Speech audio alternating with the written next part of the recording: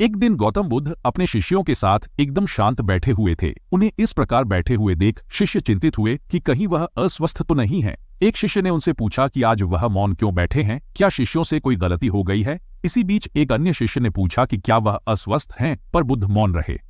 तभी कुछ दूर खड़ा व्यक्ति जोर से चिल्लाया, आज मुझे सभा में बैठने की अनुमति क्यों नहीं दी गई है।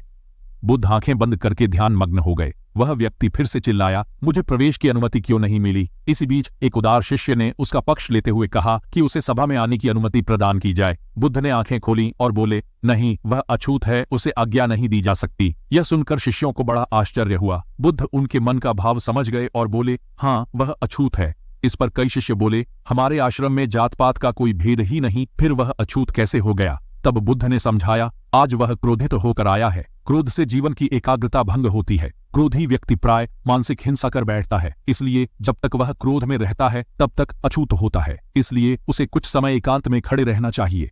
क्रोधित शिष्य भी बुद्ध की बातें सुन रहा था। पश्चाताप की अग्नि में तपकर वह समझ चुका था कि अहिंसा ही मनुष्य का महान कर्तव्य व परम धर्म है। वह बुद्ध के चरणों में गिर पड़ा और कभी क्रोध न करने का प्रण लिया।